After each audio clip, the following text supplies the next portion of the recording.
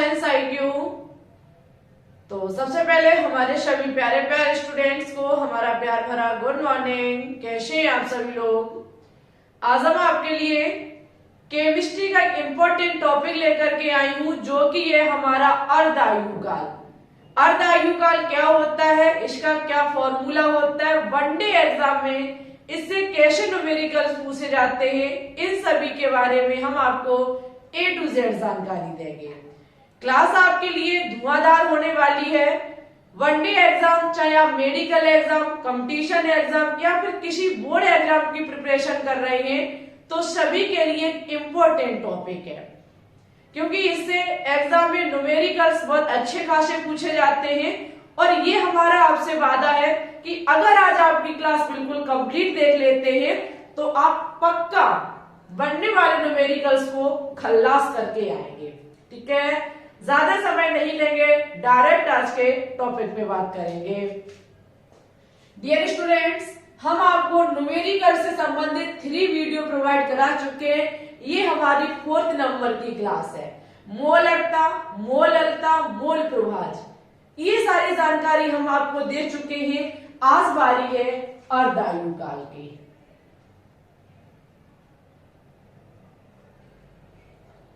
एक important topic है भाई, अर्ध आयुकाल। सबसे पहले हम समझेंगे कि अर्ध आयुकाल होता क्या है। देखो, अर्ध आयुकाल का मतलब होता है, अर्ध आयुकाल, काल माने समय होता है, एक ऐसा समय जिसमें किसी भी अभिक्रिया की सांद्रता प्रारंभिक सांद्रता की आधी रह जाती है, उसे ही अर्ध आयुकाल कहा जाता है। ठीक है, अर्ध आयुकाल का मतलब होता है ऐसा टाइम पीरियड, एक ऐसा समय जिसमें अभिक्रिया की जो सांद्रता है, वो जो प्रारंभिक सांद्रता थी, शुरुआत की सांद्रता थी, उसकी आधी रह जाती है, उसको ही अर्ध आयुकाल कहा जाता है। अगर अर्ध आयुकाल के फॉर्मूले की बात करें तो अर्ध आयुकाल को डिनोट किया जाता है T½ से। ठीक है, किससे? T½ से। T½ बराबर होता है 0.693 अपॉन में K। T½ ये स्मॉल होगा, T½ बराबर 0.693 K। अगर हम बात करें जहां आपका T½ यहाँ क्या है, तो T½ का मतलब है अर्ध आयुकाल। क्या होता है? अर्ध आयुकाल। और ये वैल्यू निकल के आती है, वहीं पे हम बात करेंगे K क्या है, तो K है हमारा वेग स्थिरांक। ठीक है, K है हमारा यहाँ पे वेग स्थिरांक। इट्स ओके, ये चीज आप याद रखेंगे। अर्ध आयुकाल बराबर T½ बराबर 0.693 K। आपको क्या होता है, वनडे एग्जाम में K का मान दे दिया जाता है तो T½ का मान पूछा जाता है।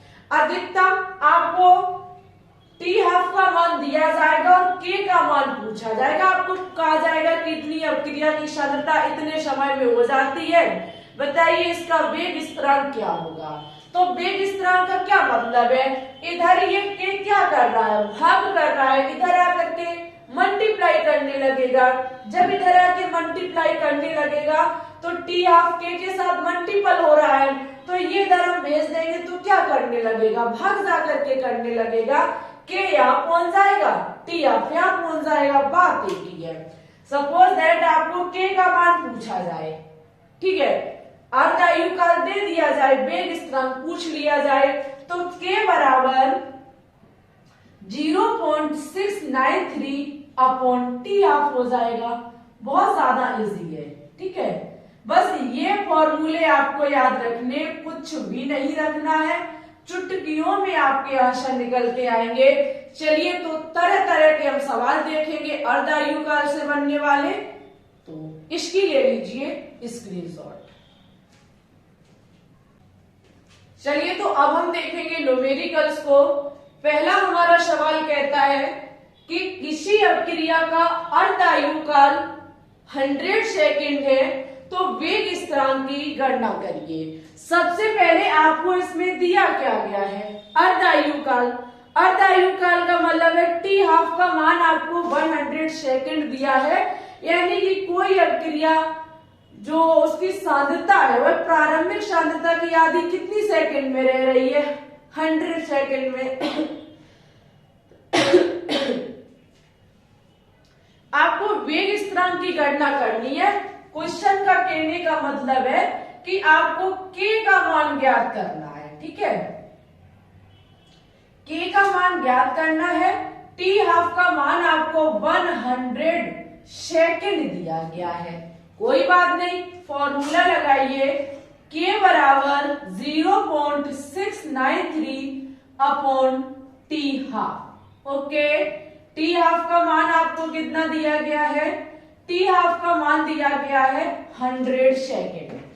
आप ये बताइए 100 को आप 100 को इस प्रकार से भी लिख सकते हैं 10 टू the पावर 2, इतना भी तो कर सकते हैं। इसको हम ऊपर ले जाएंगे, जब हम इसको ऊपर ले जाएंगे तो 6.93 अभी घातें किसकी है, प्लस की है, ऊपर जाके हमारी किसकी हो जाएंगी, माइनस की 2 हो जाएंगी। आप चाहें तो इतना भी आंसर हो सकता है हमारा, लेकिन अगर एग्जाम में कुछ इस प्रकार से दिया जाए, माना कि ये दशमलव एक अंक हम आगे बढ़ा देते हैं या कहीं पीछे बढ़ा देते हैं, जब एक अंक हम उधर साइड ले जाएंगे पीछे साइड तो हमारी घातें बढ़ जाती है, ठीक है। हमारा हो जाएगा 10 टू की पावर माइनस की 3, क्या हो जाएगा 10 टू की पावर माइनस की 3, 6.93 इंटू 10 टू की पावर माइनस की 3। यहाँ आप देखेंगे समय किसमें था, सेकंड में। जब यहाँ सेकंड में था तो हमारी यहाँ पे यूनिट क्या निकल के आएगी, सेकंड, ये ऊपर जाएगा सेकंड इनवर्स। अगर यहाँ मिनट में होती तो हम मिनट इनवर्स कर देते, सेकंड में है तो हम सेकंड इनवर्स कर देंगे, ठीक है। इतनी चीज आप ध्यान में रखेंगे, इतनी चीज क्या करेंगे, ध्यान में रखेंगे। ओके, चलिए तो अब हम क्या काम करेंगे, नेक्स्ट क्वेश्चन को सॉल्व करेंगे।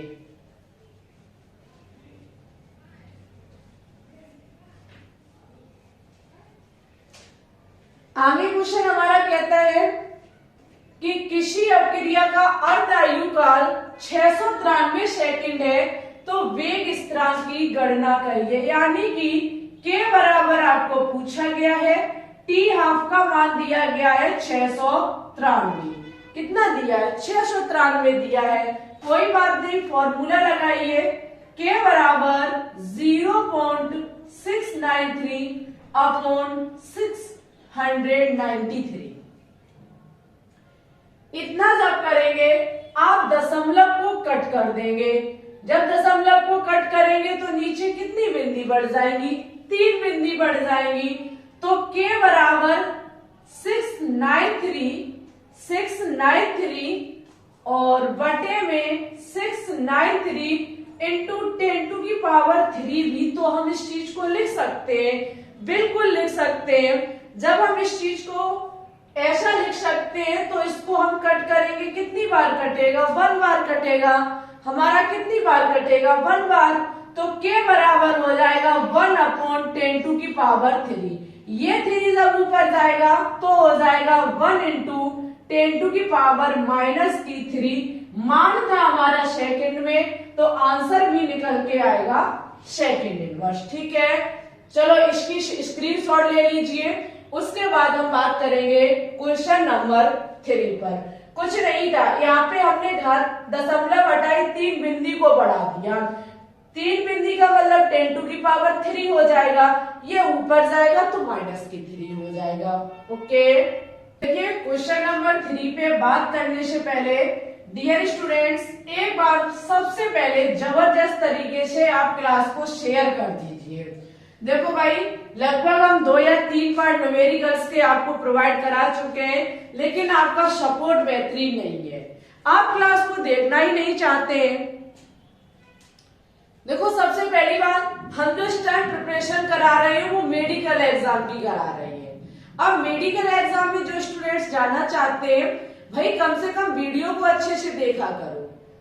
नहीं देखोगे तो वही बात है, आपकी ये सारी चीजें हाथ से छूट जाएंगी और फिर जैसा अभी तक आप करते रहे एग्जाम में वैसा ही करते रहोगे, कुछ नया नहीं कर पाओगे। और क्वेश्चन केमिस्ट्री जितनी ज्यादा आप अत्यधिक प्रयास करेंगे, लिखेंगे, सीखेंगे, पढ़ेंगे, तभी समझ में आएगी। न्यूमेरिकल्स को ज्यादा से ज्यादा आपको लगाना होगा, चीजें तभी समझ में आएंगी। ठीक है, तो भाई सपोर्ट करते रहिए लगातार। सपोर्ट नहीं, तुम सीधा मतलब हमारा ये कि खुद अच्छे से देखते रहो। ठीक है, टाइम से क्लास अटेंड करते रहिए। नेक्स्ट क्वेश्चन कहता है हमारा, प्रथम कोट की अभिक्रिया में 60 सेकंड में पदार्थ की सांद्रता प्रारंभिक सांद्रता की आधी रह जाती है। इस अभिक्रिया के वेग स्थिरांक की गणना करिए। देखो क्वेश्चन क्या कहता है, एक प्रथम कोट की अभिक्रिया में 60 सेकंड में पदार्थ की सांद्रता आधी रह जाती है। कितने सेकंड में? 60 सेकंड में। मैंने अभी बोला था जब कोई भी अभिक्रिया की सांद्रता प्रारंभिक सांद्रता की आधी रह जाती है तो उसे क्या कहा जाता है? अर्धायुकाल कहा जाता है। यहाँ अभिक्रिया की सांद्रता 60 सेकंड में आधी हो रही है। कितने सेकंड में? 7 सेकंड में। तो टी आपका मान कितना है? 60 सेकंड। ओके, पूछा क्या गया है आपसे? वेग स्थिरांक पूछा गया है। फॉर्मूला लगाइए, k बराबर 0.693 upon T half. T half का मान आपको दिया गया है, टी हाफ का मान आपको दिया गया है 60 सेकंड। आपको 60 सेकंड दिया, यहां से क्या काम करिए, इसको कट कर दीजिए, 3 बिंदु को बढ़ा लीजिए तो ऊपर हो जाएगा 693 अपॉन 60 इंटू 10 टू की पावर 3। ओके, 60 से इसको कट कर दीजिए। जब आप इसको कट करेंगे तो आपका कितना आएगा? 1 पॉइंट कितना बचेगा? एक बार 69, उसके बाद यहां बचेगा 33, यानी कि 5 बार इंटू ये 10 टू की पावर प्लस की 3 ऊपर जाएगा तो 10 टू की पावर माइनस की 3 हो जाएगा। जब ये माइनस का 3 हो जाएगा, 1 दशमलव आगे करेंगे तो प्लस की 1 हो जाता है। जब प्लस की 1 और माइनस की 3 तो कितनी बचेगी? माइनस की 2 बचेगा हमारा। 1.15 इंटू 10 टू की पावर माइनस की 2 सेकेंड इनवर्स। क्योंकि मान हमें किसमें दिया था? सेकेंड में दिया था, तो इसकी यूनिट भी हो जाएगी सेकेंड इनवर्स। क्वेश्चन में डायरेक्ट अर्धायुकाल नहीं दिया था, क्वेश्चन में बोला था कि अभिक्रिया की सांद्रता 60 सेकंड में आधी हो जाती है। तो बताइए यहाँ पे वेग स्थिरांक की गणना क्या करेंगे हम। नेक्स्ट क्वेश्चन देखो कितना अच्छा रखा है यहाँ पे। नेक्स्ट क्वेश्चन कहता है कि CO2 Cl2 की प्रारंभिक मात्रा की आधी मात्रा का वियोजन 60 मिनट में हो जाता है। बताइए भाई, CO2 Cl2 की प्रारंभिक मात्रा की आधी मात्रा का वियोजन, यानी कि जो प्रारंभिक मात्रा थी उसकी आधी मात्रा का वियोजन कितने मिनट में हो रहा है? 60 मिनट में। तो वियोजन प्रथम कोट का हो तो इसके वेग स्थिरांक की गणना करिए। अरे भाई कितना अच्छा सवाल है, क्वेश्चन घुमा के दिया गया है। टी हाफ का मान 60 मिनट बढ़ा दिया गया है क्वेश्चन, जहां प्रारंभिक मात्रा की आधी मात्रा का वियोजन 60 मिनट में हो रहा है, 60 मिनट में हो रहा है। तो यहाँ पे क्या पूछा गया है? के बराबर। सभी स्टूडेंट्स क्वेश्चन के आंसर को ज्ञात करेंगे विद यूनिट, क्वेश्चन का जवाब कमेंट बॉक्स में देंगे। ठीक है, इसका आंसर कितना निकल के आएगा, क्या फॉर्मूला लगेगा, कैसे सब कुछ होगा, आपको कमेंट बॉक्स में बताना होगा। डियर स्टूडेंट्स, हमारा गला काम नहीं कर रहा है, हम मेडिसिन लेने जाएंगे, हो सकता है कि कल आपको क्लास ना मिले। ओके, लेकिन आपको क्या काम करना होगा, जम करके इस वीडियो को शेयर, लाइक और चैनल को सब्सक्राइब करना होगा। लाइव स्ट्रीम हमने अब आपकी बंद कर दी है, ओनली ऑन हमें टॉपिक कंप्लीट कराने हैं। हमने प्रॉमिस किया था आपसे, तो प्रॉमिस को निभाते हुए हम टॉपिक को फिनिश कराएंगे, ठीक है, क्योंकि हर एक चैप्टर अभी हमारा बाकी है। चैप्टर नहीं तो कुछ नहीं, ऐसे न्यूमेरिकल्स, ऐसे तमाम क्वेश्चंस लगाने से नहीं होगा, होगा तो थ्योरी पढ़ने से होगा, ठीक है। हम आपके साथ हैं, चाहे आप बोर्ड एग्जाम की तैयारी करते हो, चाहे आप कंपटीशन एग्जाम, और हमारा मेन मुद्दा है CP net, VHU, RUHS, nursing, paramedical इत्यादि एग्जाम के लिए, ठीक है। बस आपको हमारा सपोर्ट करना है, हम आपका सपोर्ट करेंगे, ऐसे ही सबका अच्छे से काम होगा। आपको हम हर तरीके से हर कंटेंट देने का प्रयास करेंगे, ठीक है। डियर स्टूडेंट्स, इसी के साथ हम चलते हैं। कमेंट बॉक्स में इस क्वेश्चन का जवाब जरूर देना, ओके। और जो कल की क्लास में हमने मूल प्रभात से क्वेश्चन किया था, उसका रिप्लाई हमने आपका दे दिया है। फटाफट जाइए वीडियो में जाकर के देखिए कि आपका आंसर सही है या फिर गलत है। इसी के साथ चलते हैं। Thanks for watching this video. जय हिंद, जय भारत, ऑल द बेस्ट।